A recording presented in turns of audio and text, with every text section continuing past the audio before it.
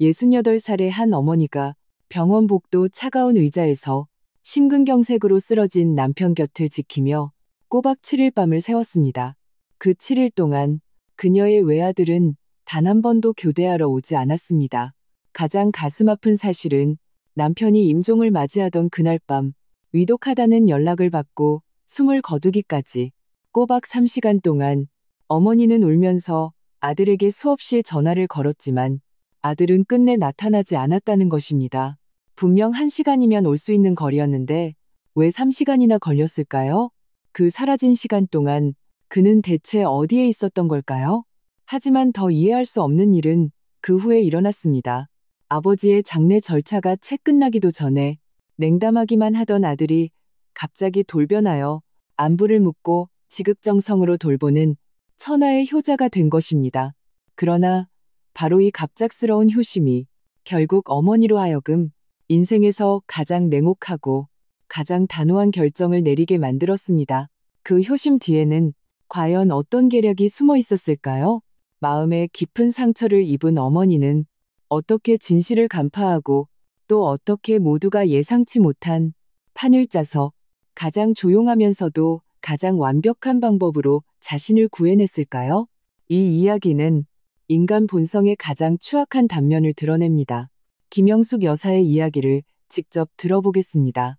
제 이름은 김영숙, 올해 68입니다.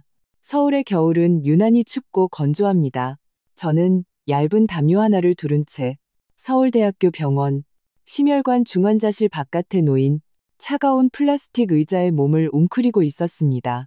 남편 박정식 씨가 입원한 지 7번째 밤이었습니다. 중환자실의 두껍고 늘 굳게 닫혀있는 문은 마치 경계선처럼 안과 밖을 두 개의 세상으로 갈라놓았습니다. 안에서는 기계의 규칙적인 삑삑 소리와 남편의 희미해서 거의 느껴지지 않는 숨소리만이 들려왔고 밖은 저 혼자뿐인 숨막히는 정적만이 감돌았습니다. 남편은 정말 갑작스럽게 쓰러졌습니다. 그날 오후까지만 해도 늘 그랬듯 거실에서 가장 좋아하는 시사 토론 프로그램을 보며 저와 티격태격 말씨름을 했죠. 저녁 식사를 하려는데 남편이 갑자기 가슴이 답답하고 숨을 쉴 수가 없다고 하더니 그대로 쓰러지고 말았습니다. 구급차 사이렌 소리가 어제 울렸던 것 같기도 하고 아주 오래전에 울렸던 것 같기도 합니다. 의사는 급성 심근경색이라며 매우 위독하니 마음의 준비를 하라고 했습니다. 지난 7일간 저는 아들 민준이를 첫날 딱 한 번 봤습니다. 전화를 받자마자 회사에서 바로 달려오긴 하더군요. 몸에 딱 맞는 정장을 차려입고 머리에는 포마드를 발라 반짝였습니다.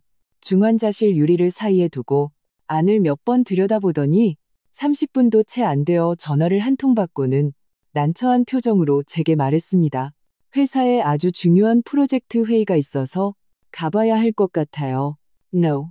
그 후로 매일 제가 아들에게 전화를 걸면 수화기 너머에서는 늘 똑같은 대답만 돌아왔습니다.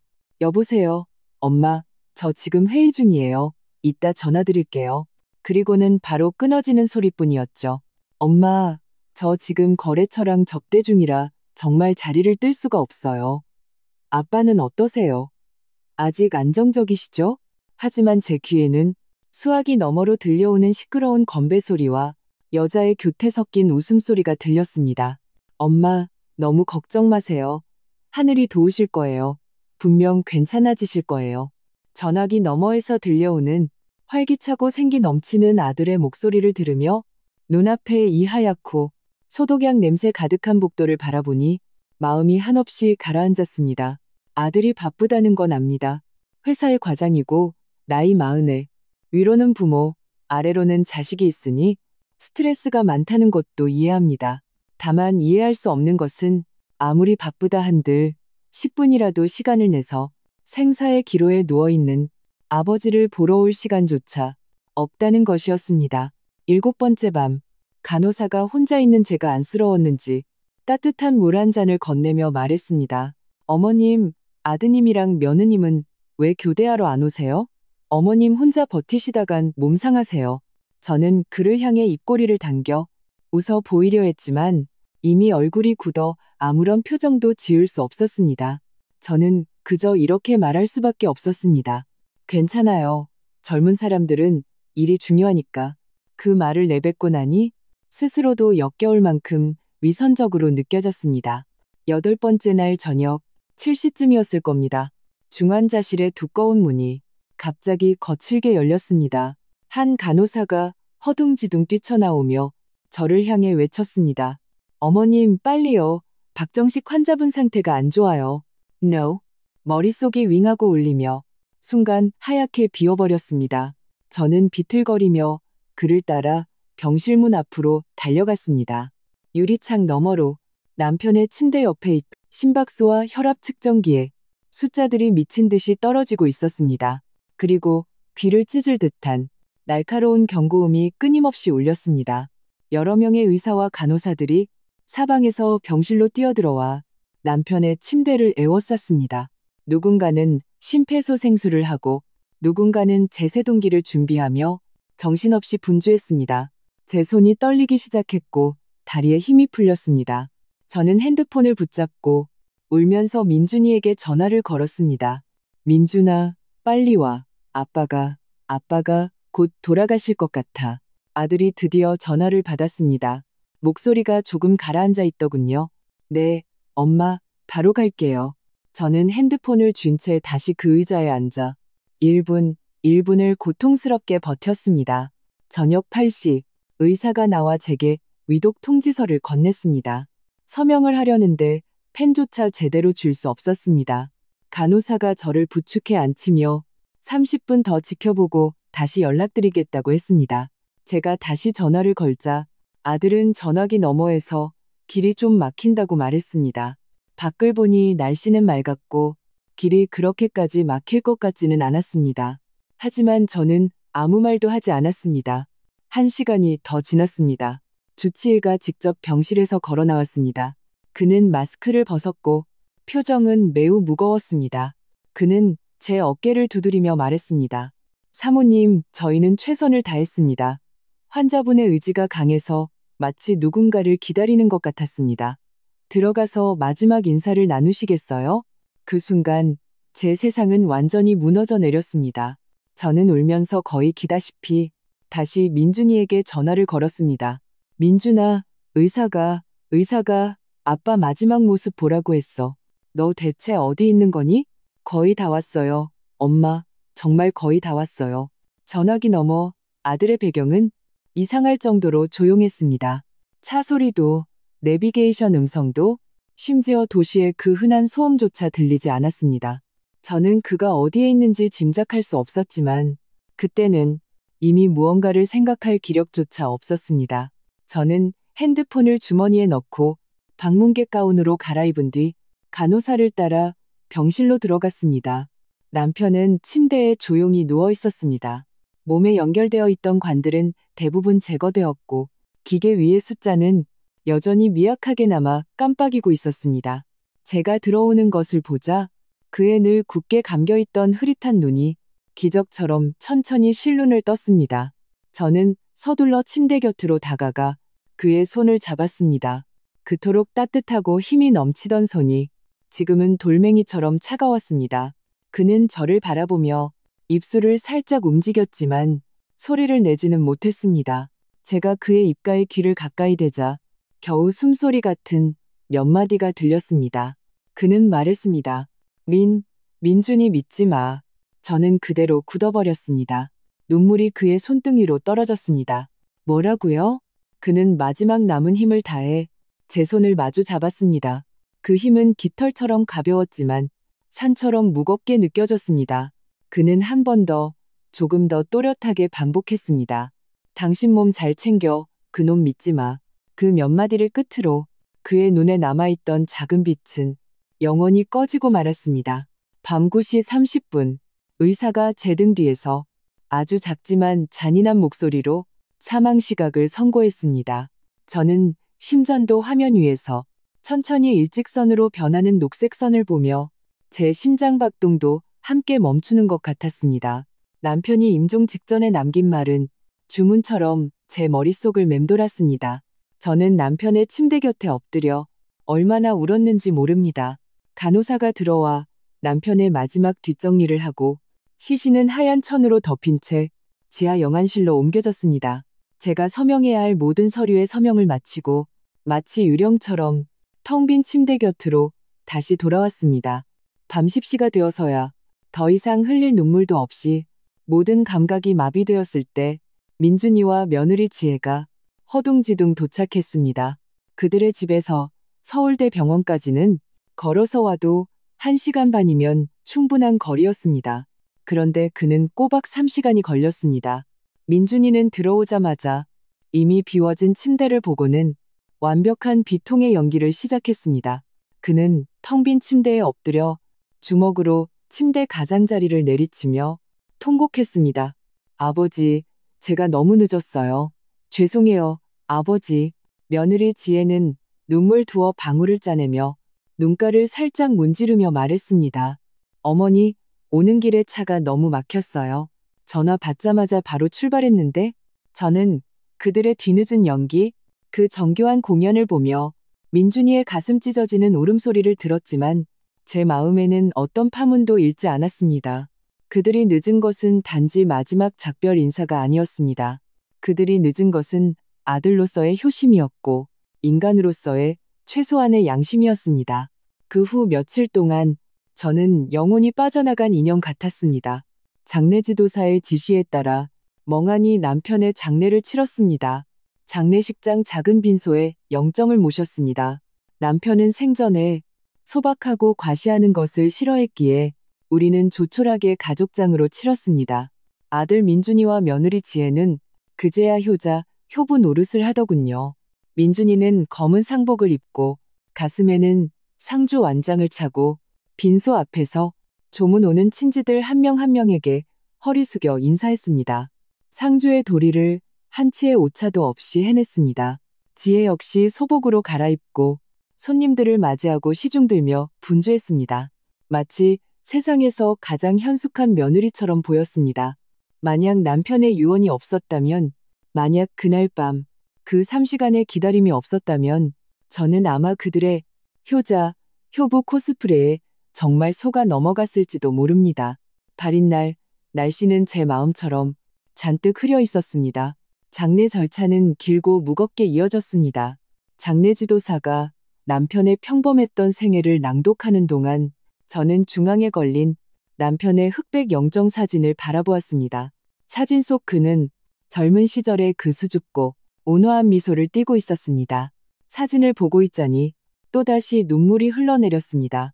의식이 중간쯤 진행되었을 때 저는 갑자기 머리가 어지럽고 목이 바싹 타는 것을 느껴 옆 휴게실로 물을 마시러 갔습니다. 생수병을 막 입에 가져가려는데 칸막이 뒤에서 목소리를 낮춘 남자의 말이 들려왔습니다. 야, 거의 다 끝났어. 조금만 더 기다려줘. 어떻게 지금 가냐? 오늘 우리 아버지 발인인데. 못 가, 못 가. 알았어, 알았어. 친구 사이에 당연히 가야지. 걱정 마. 나 여기 끝나자마자 바로 갈게. 저는 생수병을 쥔 손에 저도 모르게 힘을 주었습니다. 민준이었습니다. 전화기 너머에서 무슨 말을 했는지 그의 말투가 갑자기 짜증 섞인 투로 변했습니다. 아, 알았다고. 아휴, 여기 진짜 지루해 죽겠네. 노인네들 질질 짜는 거 진짜 짜증난다. 저녁? 저녁엔 무조건 오케이지. 늘 가던 데서 보자. 그땐 죽을 때까지 마시는 거다. 죽을 때까지 마시는 거다. 그 네 글자는 마치 끓는 기름통처럼 이미 슬픔과 분노로 가득 차 폭발 직전이던 제 마음에 순간적으로 부어졌습니다. 쾅하는 소리와 함께 제 머릿속 이성이라는 마지막 끈이 완전히 끊어졌습니다. 저는 창고 문을 세차게 밀어젖혔습니다. 민준이는 갑작스러운 소리에 깜짝 놀라 황급히 고개를 돌렸습니다. 그는 저인 것을 보고 얼굴에 당황한 기색이 스치더니 서둘러 전화기에 대고 일단 끊을게라고 말하며 전화를 끊었습니다. 그는 저를 보며 이내 어색한 미소를 지었습니다. 엄마, 제 말 좀 들어보세요. 저는 그에게 기회를 주지 않았습니다. 저는 그의 앞으로 다가가 여전히 슬픔을 가장한 그 위선적인 얼굴을 보며 생각할 겨를도 없이 온 힘을 다해 뺨을 세차게 후려쳤습니다. 짝! 그 소리는 조용한 휴게실 안에서 유난히 맑고 크게 울려 퍼졌습니다. 민준이는 완전히 충격을 받은 듯 했습니다. 그는 순식간에 붉게 부어오른 왼쪽 뺨을 감싸쥐고 믿을 수 없다는 듯 저를 쳐다봤습니다. 엄마, 절 때리셨어요? 30년 넘게 저는 손가락 하나 대본 적 없는 아들이었습니다. 썩 꺼져. 제 목소리는 극도의 분노로 심하게 떨리고 있었습니다. 저는 손가락으로 문을 가리켰습니다. 내 아비 뼈도 씻기 전에 내 머릿속에는 저녁에 친구랑 술 마실 생각뿐이냐? 여기가 지겹고 우리가 우는 게 짜증나? 좋아, 그럼 당장 꺼져버려. 내 그 중요한 친구들한테 나가. 그리고 영원히 돌아오지 마. 지혜가 아내 소란을 들었는지 급히 달려왔습니다. 그녀는 눈앞의 광경에 놀라 얼른 중재에 나섰습니다. 어머니 화 푸세요. 민준 씨가 그런 뜻이 아니에요. 제 말 좀 들어보세요. 너도 입 다물어. 저는 고개를 돌려 그녀를 쏘아보며 말했습니다. 너희 둘 다 당장 내 눈앞에서 사라져. 꺼져. 지혜가 무언가 더 변명하려 했지만 제가 그저 뚫어지게 쳐다보자 그녀는 제 시선에 기가 질려 결국 민준이를 끌고 밖으로 나갔습니다. 그들이 떠나고 문이 닫혔습니다. 저는 그 자리에 서서 양손을 늘어뜨린 채 순식간에 모든 힘이 빠져나간 것처럼 벽에 기대어 천천히 주저앉았습니다. 그 순간 저는 문득 깨달았습니다. 제가 잃은 것은 남편만이 아니라는 것을. 저는 아들까지 함께 잃었습니다. 아니, 더 정확히 말하자면 저는 마침내 이 아들이 단 한 번도 저와 그의 아버지를 마음에 둔 적이 없다는 것을 깨달은 것이었습니다. 장례식이 끝나고 며칠 동안 집은 무서운 정적에 휩싸였습니다. 빈소를 치우고 유골함을 납골당에 안치했습니다. 저는 남편의 영정사진 한 장을 들고 식탁에 앉아 있었습니다. 그가 없으니 이 집은 마치 세상의 절반이 비어버린 것 같았습니다. 그 다음 주 월요일 오후 초인종이 울렸습니다. 저는 현관문 렌즈로 밖을 내다보았습니다. 민준이와 지혜였습니다. 과일 바구니 하나와 영양제 몇 상자를 들고 있었습니다. 엄마, 저희 왔어요. 저는 문을 열어주지 않았습니다. 1분쯤 서 있자 그들은 가지 않고 지혜가 문에 바싹 붙어 말했습니다. 어머니, 그날 일은 오해예요. 저희가 너무 경솔했어요. 민준 씨가 그냥 전화로 허튼 소리 한 거예요. 사실 정말 슬퍼서 술로라도 풀려고 했던 거예요. 저는 문 뒤에 서서 미동도 하지 않았습니다. 마치 돌부처처럼요. 어머니, 문 안 열어주셔도 괜찮아요. 저희 이거 문 앞에 두고 갈게요. 꼭 챙겨서 들어가세요. 고양이가 물어가면 안 되니까요. 그녀는 한마디 덧붙였습니다. 내일 다시 올게요. 그날 밤 저는 잠을 설쳤습니다. 왠지 아래층에 차 한 대가 오랫동안 서서 누군가를 기다리는 것 같았습니다. 다음 날 오후 그들은 또 왔습니다. 저는 여전히 문을 열어주지 않았습니다. 셋째 날, 저는 민준이에게서 전화를 받았습니다. 그의 목소리는 평소의 그 능글맞은 모습과는 달리 지치고 의기소침해 보였습니다.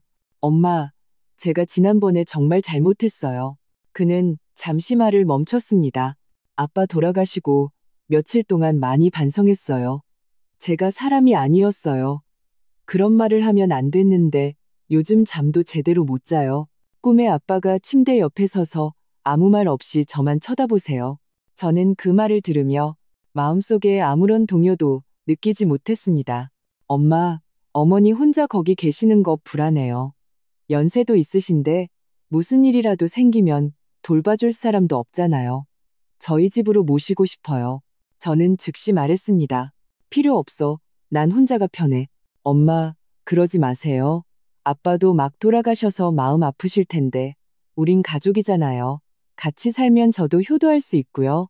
아빠가 안 계시니 제가 아빠 대신 어머니를 모셔야죠. 저는 더 이상 대답하지 않았습니다. 믿지 않았지만 굳이 말로 하진 않았습니다.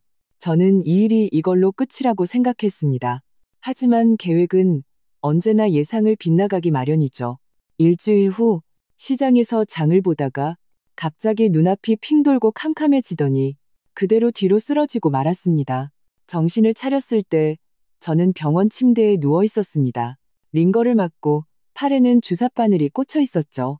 이웃인 노 여사님이 침대 곁에 앉아 부채질을 하고 있었습니다. 영숙 씨, 정말 깜짝 놀랐잖아. 시장에서 쓰러지는 거 보고 바로 119 불렀어. 그녀는 제 손등을 토닥이며 말했습니다. 의사 선생님이 과로에 저혈압이래. 저는 입을 벌려 고맙다고 말하고 싶었지만 목에서 소리가 나오지 않았습니다.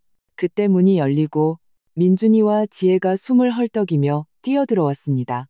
엄마? 민준이가 소리치며 침대 곁으로 달려왔습니다.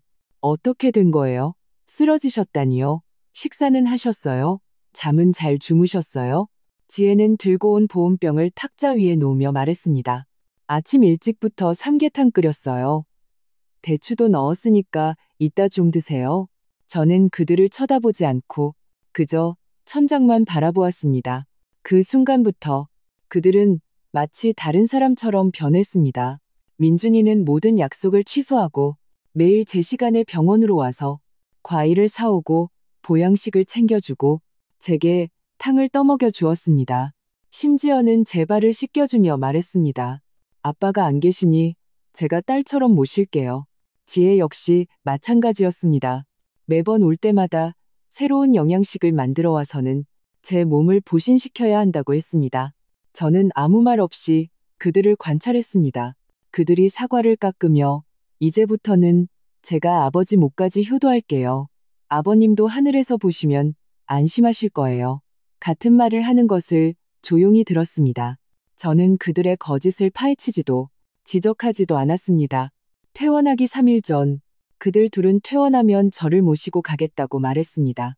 혼자 사시는 건 너무 위험해요. 저희가 정말 걱정돼요.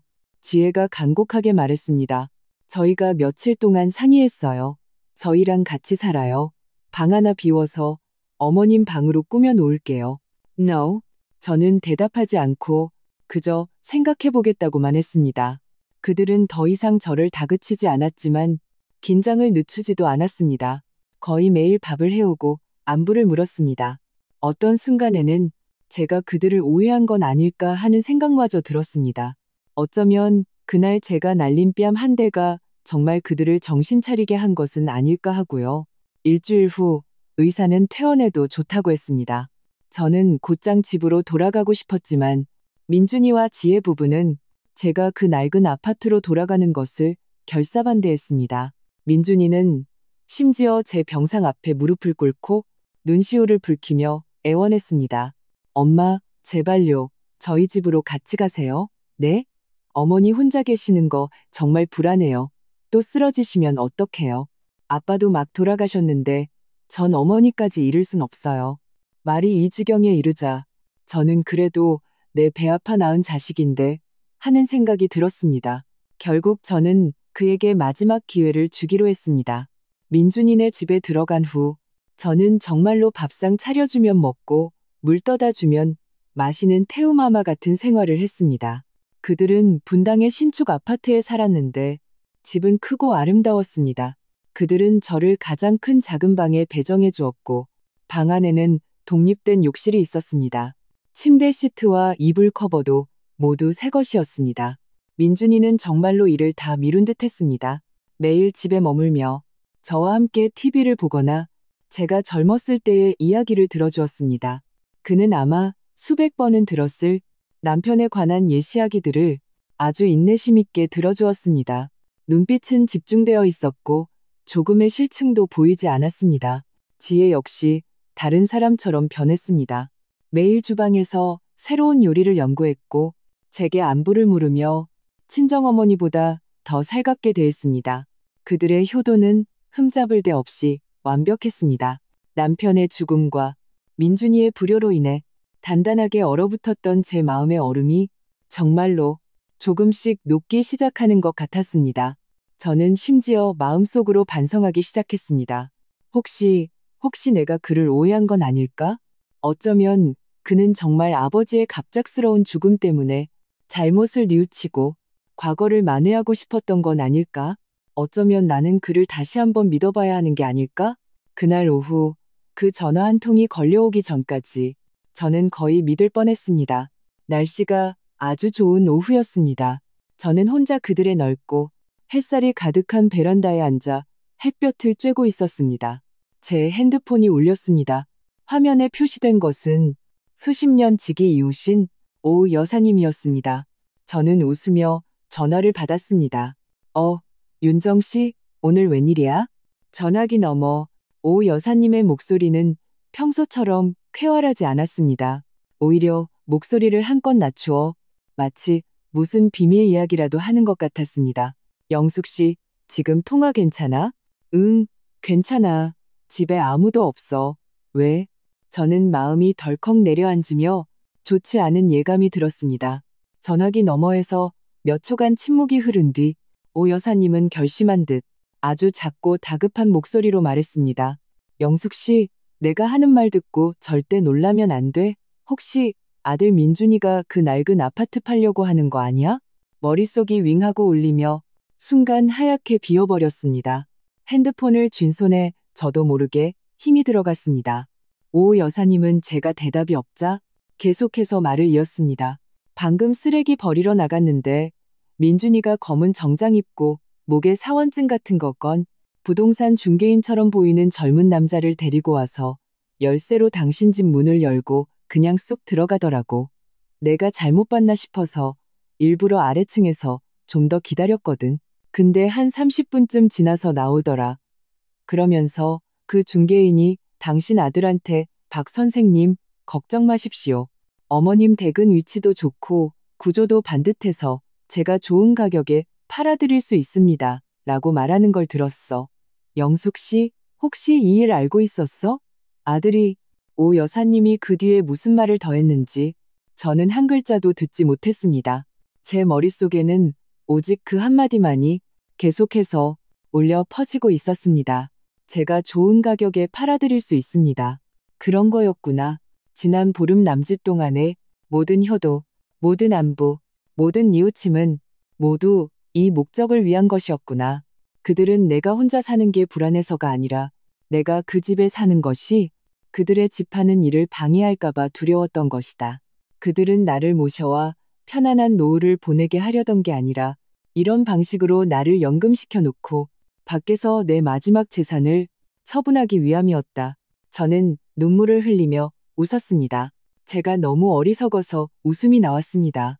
68이라는 나이에 생이별을 겪고 인정의 차가움을 꿰뚫어 보았음에도 어떻게 이런 갑작스럽고 과분한 효도가 진심일 것이라고 순진하게 믿을 수 있었을까요?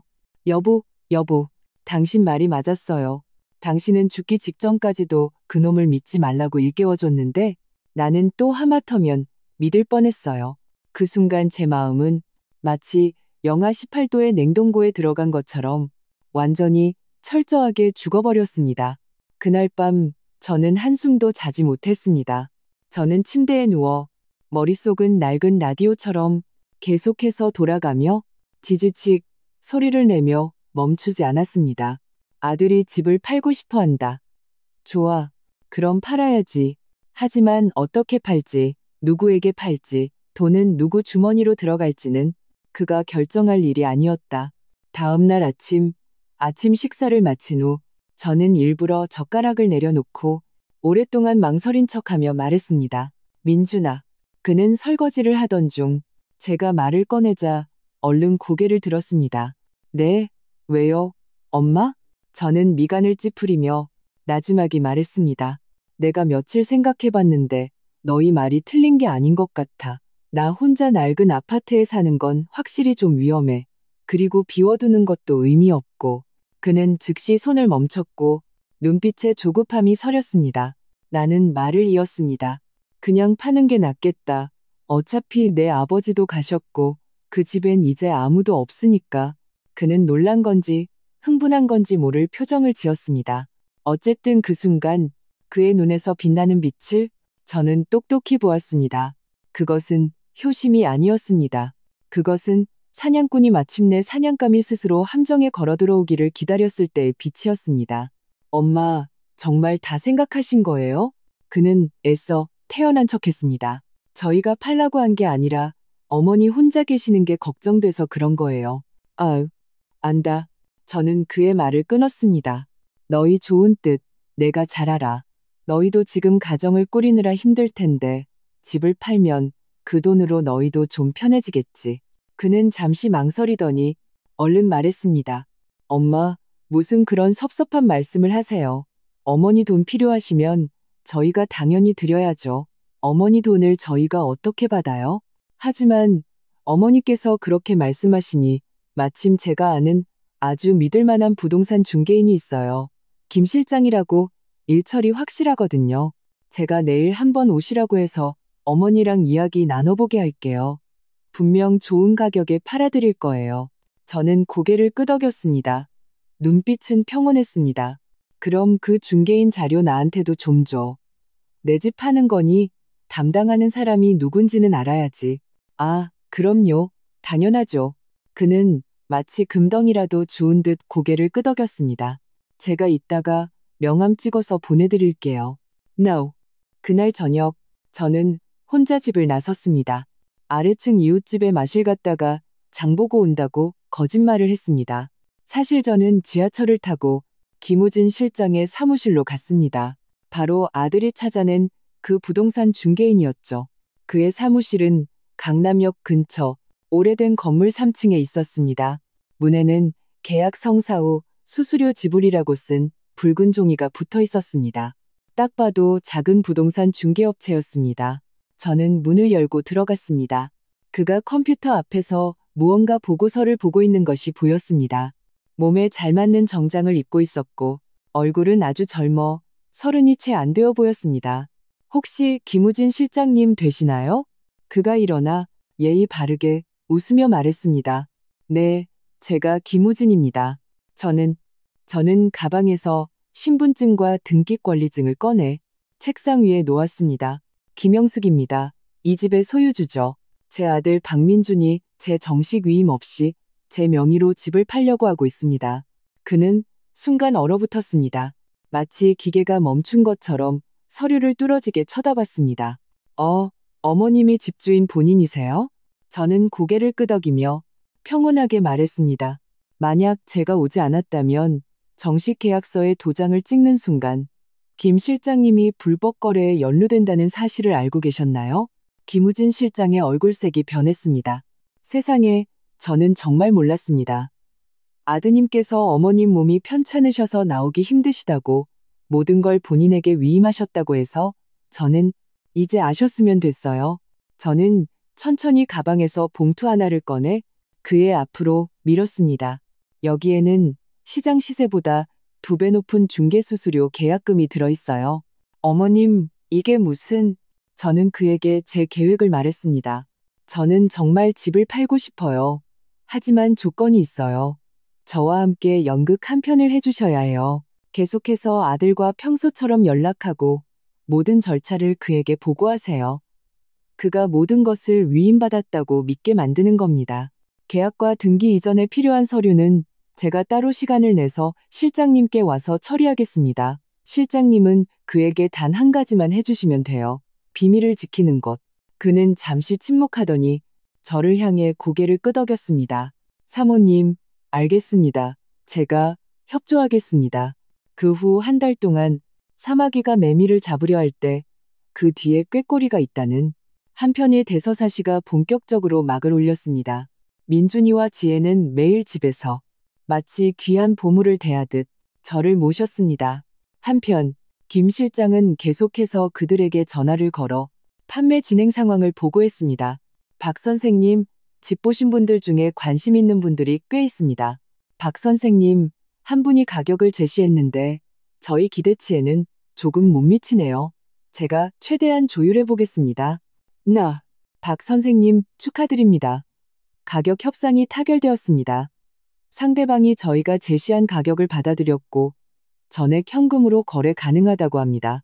민준이는 전화를 끊을 때마다 억누를 수 없는 흥분과 기쁨으로 제게 이 좋은 소식을 보고했습니다. 그리고 저는 그저 협조하며 기쁘게 고개를 끄덕이고 그가 정말 유능하고 대단하다고 칭찬했습니다. 민준이와 지혜는 저의 이 무방비하고 시키는 대로 하는 모습을 보며 눈속이 더위와 경멸이 거의 흘러넘칠 지경이었습니다. 그들은 제 도장을 들고 신이 나서 김 실장을 찾아가 각종 수속을 밟았습니다. 그들은 몰랐습니다. 제가 그들에게 건네준 그 도장이 며칠 전 길거리에서 새로 판 어떤 은행이나 주민센터에도 등록되지 않은 막도장이라는 사실을, 그리고 저의 진짜 법적 효력이 있는 인감도장은 저의 등기권리증 원본과 함께 제가 처음 김 실장을 찾아갔을 때 이미 그에게 건네졌고 모든 법적 효력이 있는 위임 절차를 마쳤다는 사실을 그들은 더더욱 몰랐습니다.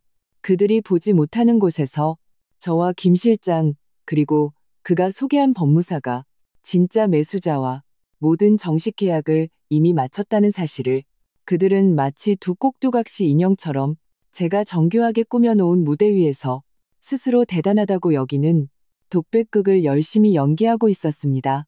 그리고 그들이 눈에 보기에 어리석고 무능한 늙은 어머니가 바로 무대 아래에 앉아 모든 것을 차갑게 지켜보는 진짜 감독이었습니다.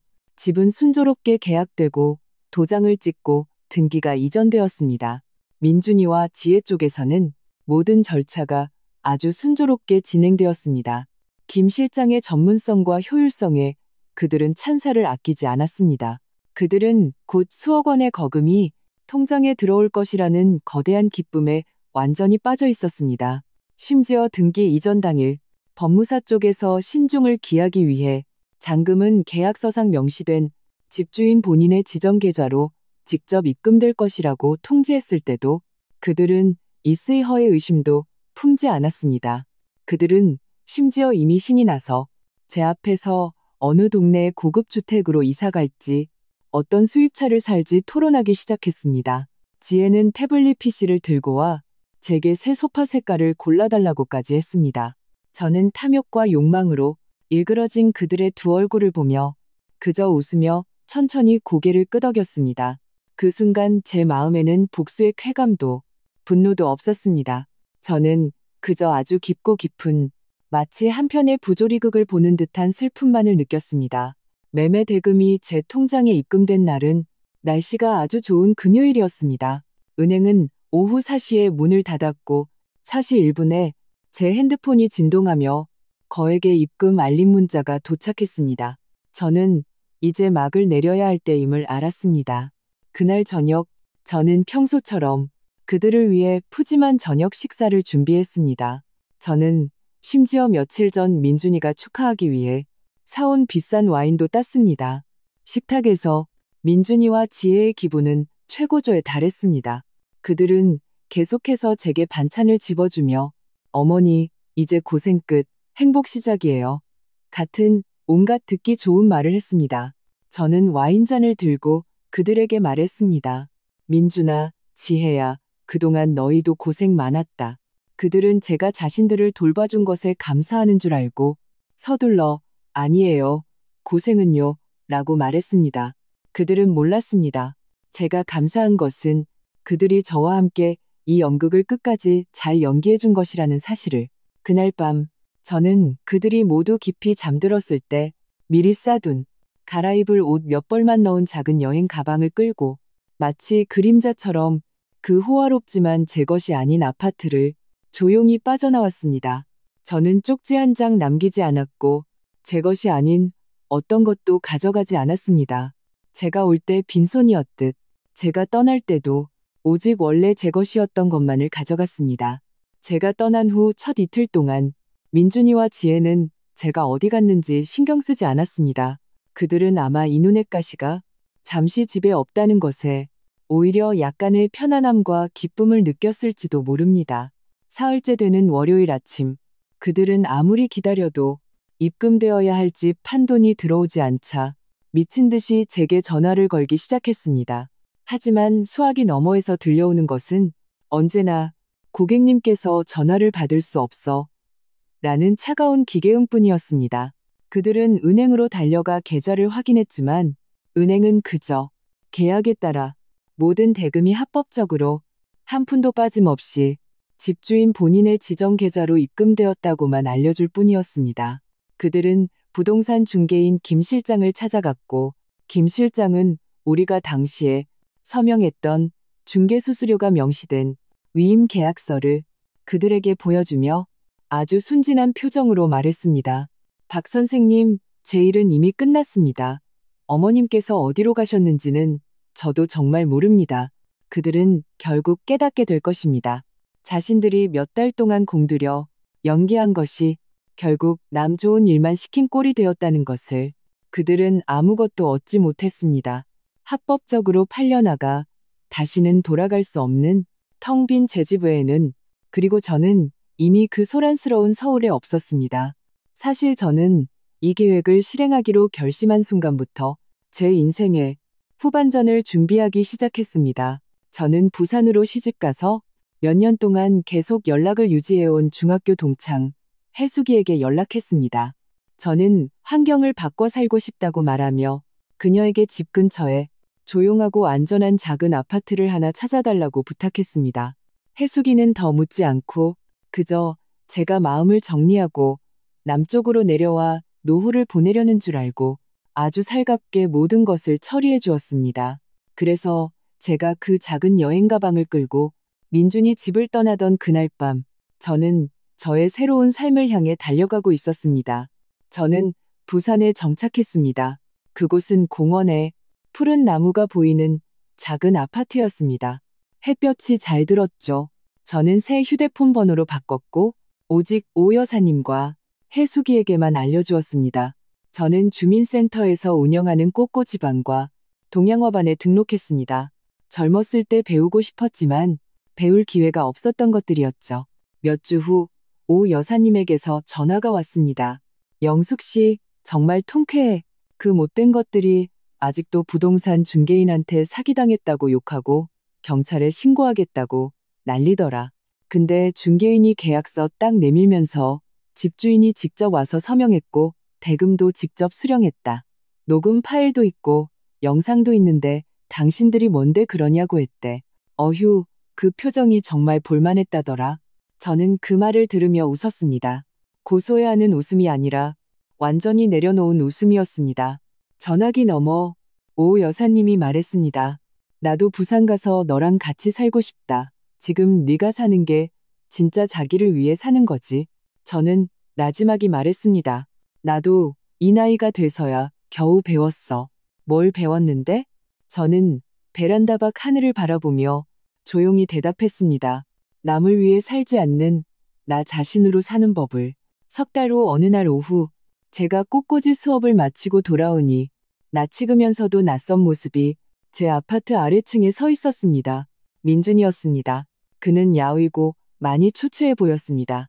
얼굴에는 오랫동안 헤맨 듯한 피로와 목표를 찾은 후에 복잡한 감정이 서려 있었습니다. 그는 아마 여러 친척들을 통해 한 단계 한 단계 수소문해서 제가 여기 있다는 것을 알아냈을 겁니다. 저는 피하지 않았습니다. 언젠가는 마주해야 할 일임을 알고 있었습니다. 이 연극은 마지막으로 직접 전하는 작별 인사가 남아 있었습니다. 우리는 아래층 공원 벤치에 앉았습니다. 마치 아주 오랜만에 만난 가장 잘 알지만 가장 낯선 사람처럼요. 그가 먼저 입을 열었습니다. 목소리는 쉬어 있었고 후회로 가득 차 있었습니다. 엄마, 제가 잘못했어요. 저희가 정말 잘못했어요. 돈도 필요 없고 집도 필요 없어요. 저랑 같이 집에 가요. 네, 제가 앞으로 정말 잘할게요. 잘할게요. 그 말을 듣자 저는 웃음이 나왔습니다. 아주 맑고 차가운 웃음이었습니다. 저는 그를 보며 평온하게 제 마음속 마지막이자 가장 묻고 싶었던 질문을 했습니다. 민준아, 나한테 말해봐. 네 아버지 돌아가시던 그날 밤, 그 3시간 동안 너 대체 어디 있었니? 그는 얼어붙었습니다.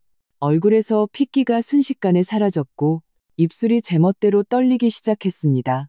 저는 그를 보며 한 글자 한 글자 가장 잔인한 칼을 그의 앞에 내밀었습니다. 내 아빠가 위독하다는 연락을 받고 숨을 거두기까지 꼬박 3시간이었어. 너희 집에서 병원까지 차로 아무리 늦어도 1시간 반이면 도착해. 나한테 말해봐. 남은 1시간 반 동안 너 대체 뭘 하고 있었니? 내 아버지 마지막 모습을 보는 것보다 더 중요한 일이 뭐였는데? 그는 고개를 숙였고 어깨가 심하게 떨리기 시작했습니다. 한마디도 하지 못했습니다. 제가 그를 대신해 말했습니다. 너희는 어차피 가봤자 도움될 것도 없으니 그냥 일이 다 끝나고 가는 게 낫겠다고 생각했지? 그는 세차게 고개를 들었고 눈에는 충격과 공포가 가득했습니다. 그는 아마 제가 모든 것을 알고 있을 거라고는 생각하지 못했을 겁니다.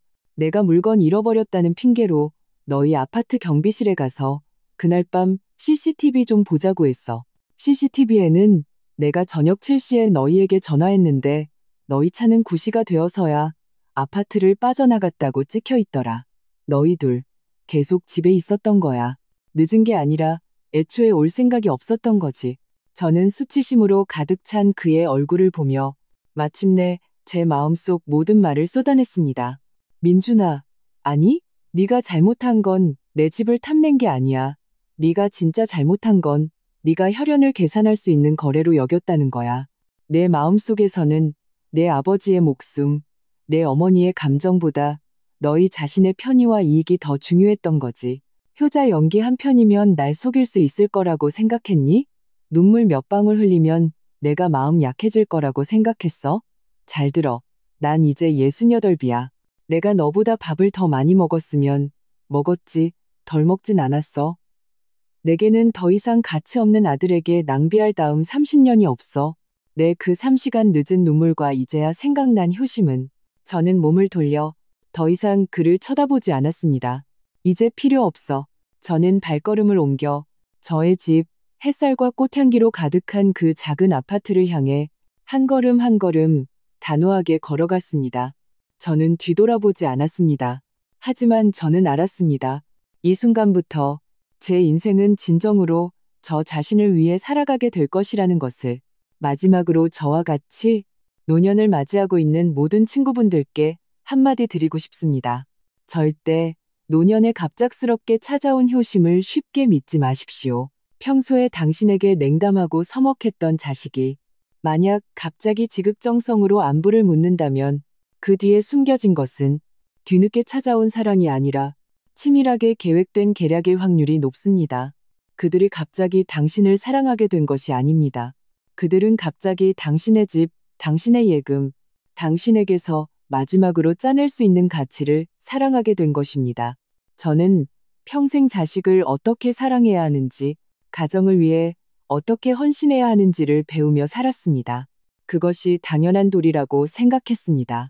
하지만 68이 되던 해 남편이 마지막 숨을 거두고 제 아들이 3시간이 지나서야 나타났던 그 순간 저는 마침내 머리부터 발끝까지 찬물을 뒤집어 쓴 듯 정신이 들었습니다. 저는 마침내 깨달았습니다. 우리 세대 부모들이 평생을 바쳐도 늙어서 진정으로 의지할 수 있는 것은 자식들의 그 허황된 제가 모실게요 라는 말이 아니라 우리 손에 쥔 저축과 마침내 자기 자신을 먼저 사랑하는 법을 배운 깨어있고 독립적인 마음이라는 것을요. 그러니 당신의 노후 자금을 꽉 쥐고 당신의 집을 잘 지키십시오. 그것은 이기적인 것이 아닙니다.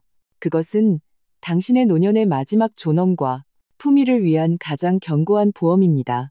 그 늦어버린 눈물과 목적이 있는 효심은 솔직히 말해 저는 정말 필요 없습니다.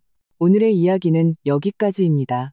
만약 여러분이 가장 가까운 사람의 임종 순간에 아들이 3시간 늦게 나타나는 일을 겪었다면 그 후에 이어진 그의 지극한 보살핌을 믿으셨을까요?